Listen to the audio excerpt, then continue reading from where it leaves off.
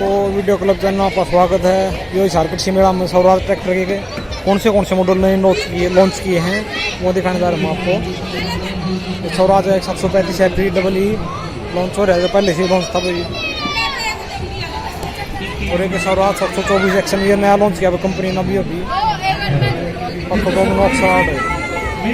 First tractor है। ये छोटा ट्रैक्टर बिल्कुल 724 HP का ट्रैक्टर है, नया लॉन्च किया अभी और ये 744 4x4 लॉन्च किया कंपनी ने स्वराज 744 4 व्हील ड्राइव में लॉन्च किया हुआ है नया ट्रैक्टर।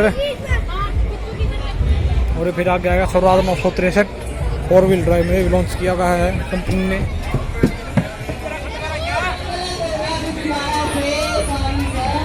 और एक और स्वराज 855 4 व्हील ड्राइव में लॉन्च कर दिया हुआ कंपनी ने।